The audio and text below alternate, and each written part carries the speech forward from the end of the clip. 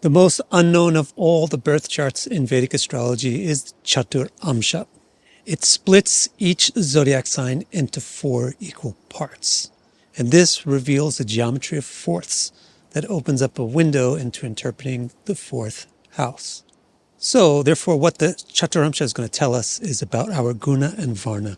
Guṇa means the archetypal qualities that build your heart. Your heart is composed of these things. And Varna is the archetypical behavior that will satisfy your heart. By expressing the nature of the heart, you can satisfy it and feel content and fulfilled. If you want to know what this means to you and your chart, I have just released a brand new and very groundbreaking report that explores exactly that, all of the subdivisions for your chart. It's available now on my site, victicare.com. To draw your Caturāṁśa, what you do is just start with a regular zodiac wheel and then split every sign into fourths. Now, there are no zodiac signs in this chart. Instead, we have 4 divinities: Brahmā, Viṣṇu, Śiva, and Sūrya. In male zodiac signs, the 4 divisions go in that order. So the first division of any male sign belongs to Brahmā. The second division belongs to Viṣṇu. The third division belongs to Śiva. And the fourth division belongs to Sūrya. In female signs, the order is just reversed. So the first division of any female sign belongs to Sūrya. The second belongs to Śiva. The third belongs to Viṣṇu. And the fourth belongs to Brahmā.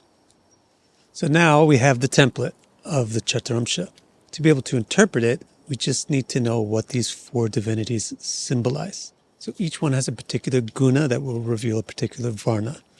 Brahma's guna is Rajasattva. So it's creative and passionate. That's the nature, that's what builds your heart in Brahma's quarters, creativity and passion. And then the Varna are the activities that will satisfy your heart. Naturally, are the things that will express creativity and passion. So, for example, romance and sexuality, having children, raising children, creating art, enjoying art, designing things, building things, growing things, even like gardening. Now, the next divinity, Viṣṇu, has the guna of sattva. So the heart that is in Viṣṇu's quarter is built from clarity and preservation. And the activities that will express that will satisfy the heart. So those are things that are like clarification of things. So it's like increasing the clarity of what you show, as well as increasing the clarity of what you observe. Shiva's quarters have the guna of tamas. And so the varna is things that express elimination and termination. So like deconstructing things, disconnecting from things, ending things, removing things, and even just forgetting things and going to sleep. Those are the kind of activities that bring peace and feel natural and comfortable to a heart that is composed in Shiva's quarters. Finally, the 4th divinity of the Caturāṁśa, Sūrya, has the guna of Rajotamas.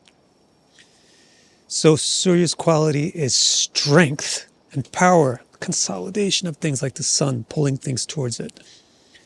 So the Varna, or the things that express that kind of a heart, are like pursuing a career, developing a career, exercising your body, increasing your strength, increasing your beauty, setting rules, enforcing them, competing to be the best, and acquiring more. Now, each of these Varnas has a classical name as well, which might help you if you're familiar with these things. They're called Vaishya, Brahmana, Shudra, and Kshatriya. And now that we understand the 4 symbolisms that are active in the Caturāṁśa, all we really need to do next is put your planets into this chart. To do that, you just start with a normal zodiac wheel of your birth chart, but on that wheel include the 4 divisions that we just made. Next, draw 4 squares to represent the Caturāṁśa chart, 1 square for each of the divinities. Then just put the planets into the squares where they belong. So I'll show you with this example chart, which is my chart. This Capricorn ascendant is in Brahma's quarter. So put it in Brahma's square. Rahu is in Sūrya's quarter, so of course draw it in Sūrya's square.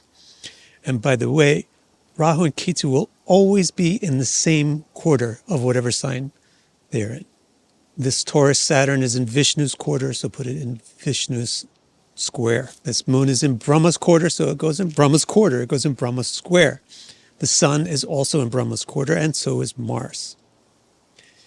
This Leo Mercury is in Sūrya's quarter of Leo, so put it in Sūrya's box. Venus is in Viṣṇu's, so draw it in Viṣṇu's square. And Jupiter's is in Sūrya's, so put that one in Sūrya's square. This gives us a complete Caturāṁśa chart. And if you do this for your planetary placements, you will have your complete Caturāṁśa chart. And now we are ready to make some interpretations. The simplest way to make an interpretation is just to interpret the ascendant. So let's try that just to get our kind of feet wet with this chart. Leonardo da Vinci's ascendant is in Brahma's quarter. So his heart is made from the Guṇa of creativity and passion. And his Varna, the way that he finds contentment and fulfillment, is by expressing that creativity and passion. Other people with their ascendant in Brahma's quarter include Priyanka Chopra, Angelina Jolie, and Harrison Ford. Marilyn Monroe's ascendant is in Viṣṇu's quarter. So she finds contentment and fulfillment by showing, clarifying, revealing. Now, since we're looking specifically at the ascendant specifically focuses on physical things in your body and yourself. So she feels fulfillment and contentment by showing herself, by being seen, by clarifying who she is, by showing her body. Other people with their ascendant in Viṣṇu's quarter include Tracy Lords, Prince, and Elvis Presley. John Lennon's ascendant is in Śiva's quarter. So he's trying always to eliminate social wrongs. And he's always trying to disconnect and set himself apart from mainstream ethics, politics, and religion. Other people with their ascendant in Śiva's quarter include Sigmund Freud, Donatella Versace, and Jeffrey Dahmer. Donald Trump's ascendant is in Sūrya's quarter. So his heart craves strength and power. And so he dedicates his activities to the acquisition of power and wealth because that is what makes him feel fulfilled. Other well-known people with their ascendant in Sūrya's quarter include Adolf Hitler, Charles Manson, and Ted Bundy. As with any chart, it's incredibly oversimplistic to just interpret the ascendant alone and expect the whole interpretation to rely only upon that. So we should really look at the whole chart in any chart, including this one. But in order to do this, we first need to understand how to assess the dignity of planets in this Caturāṁśa. Now, there's no zodiac signs here, so it's not going to be possible to figure out dignity in that kind of conventional way. In this Caturāṁśa, dignity of a planet comes from how comfortable it is in the Guṇa of its quarter. And to recognize how comfortable a planet is in a particular Guṇa, you have to know the inherent Guṇa of that planet. So let's go over that right now. The sun, a Kshatriya, has a heart of Rajas Tamas, which is passion for strength and power. The moon, a Vaishya, has a Rajas Sattva heart, so it loves creativity and emotion. Jupiter, a Brahmana, has a Sattva heart, so it's inclined to clarity and explanation. Saturn, a Shudra, has a Tamas heart, and so it's comforted by eliminating and terminating. Like the sun, Mars too is a Kshatriya. Like the moon, Mercury is a Vaishya. Like Jupiter, Venus is a Brahmana. And like Saturn, Rahu is, giving him the benefit of doubt, a Shudra. Planets will have full dignity when they're in the quarter that's the same as their Guṇa. And they'll have less dignity the further they are from that. For example, Jupiter's Guṇa is Sattva. So it has full dignity when it's in Viṣṇu's quarters. It has half if it's in Brahma's quarters, and none if it's in any of the other quarters. The sun's Guṇa is Rajatamas, so it would have full dignity in Sūrya's quarters, half dignity in Śiva's or Brahma's quarters, and no dignity in Viṣṇu's. So let's interpret Donald Trump and Marilyn Monroe's Caturāṁśa now, using what we know. So we know that Marilyn's ascendant is revealing itself in Viṣṇu's quarters. Her sun is also in Viṣṇu's quarters, where it has no dignity. So this means that she's easily frustrated and in anxiety about being in control. And she can also easily develop self-image and self-confidence problems. Her moon is in Śiva's quarters, where it also has no dignity. And that indicates frustration and anxiety about dealing with her own emotions and feelings and thoughts. Her Mercury is in Brahmā's quarters, which is perfect for it. It has full dignity there. So she can find comfort in mercurial things by interacting with people, talking with people, being friendly with people, and sharing ideas and sharing in general. Her Venus is in Sūrya's quarters, where it has no dignity. So that means that her beauty and sensuality and wealth really didn't do anything to make her feel more happy. She likes to show herself, but it's not that she's feeling, oh, I'm so happy that I'm so beautiful. She's feeling anxiety and stress about beauty and sensuality and so forth. Her Mars is with her sun and ascendant in Viṣṇu's quarters. So again, sadly, here's another planet with no dignity. So that means having to be ambitious and passionate and having to be brave is a real anxiety issue for her and is very frustrating. Her Jupiter is with her Venus in Sūrya's quarters, so they both have no dignity there. So that means she's not going to find comfort from Jupiterian things. She's not going to be comforted by religion, for example, or other kinds of optimistic faith. Her Saturn is with the rest of her malefics in Viṣṇu's gentle sattvic quarter. So Saturn too has no dignity. So Jupiter's optimism isn't going to bring her comfort, and neither is Saturn's pessimism. So that means things like logical, rational, reductive thinking don't make her feel better. It doesn't mean she can't do it. It means that it doesn't make her feel better. It doesn't make her feel comfortable. And it doesn't really feel right. It doesn't feel to her like that's what she should be doing. And finally, her nodes join her other malefics in Viṣṇu's quarter with zero dignity again. So this means that nodal things like rebellion and defiance are not going to comfort her and make her feel at peace with herself. You understand, each planet has a way that it can comfort you. A planet like Saturn can comfort you by finding the problems in things and getting rid of things that are bad and thinking about things really rationally. You can feel comforted and secure by that if you have a dignified Saturn in the Caturāṁśa. But she has none of that. The only thing that she has is Mercury in good dignity. That means her only source of comfort, besides her generic desire to show herself and be seen, was the opportunities that she had to just be a peer with people and to share with people and to just converse and be friendly. And now it's Trump's turn. Let's see what his Caturāṁśa chart says about it. We already know his ascendant is in Sūrya's quarter, so he's generally inclined to acquire power, consolidate his strength, etc. Okay, well, his sun is also in Sūrya's quarter. That's really great for the sun. It's the perfect place for the sun. The sun gets full dignity there. This means that the sun is something that brings Donald Trump happiness, personal, internal happiness, a sense of comfort, a sense of I'm doing the right thing. I am who I'm supposed to be. That means that being dominant, being in control, and asserting his confidence and governing people feels natural to him and makes him feel good, gives him comfort and peace. So it's confirming along with what the ascendant was saying. His moon, however, is in Śiva's quarters. That means it has zero dignity. So Donald Trump is not a guy who finds comfort in anything emotional or maturely feminine. In fact, he finds those kind of things irritating. His Mercury is also here in Śiva's quarters with zero dignity as well.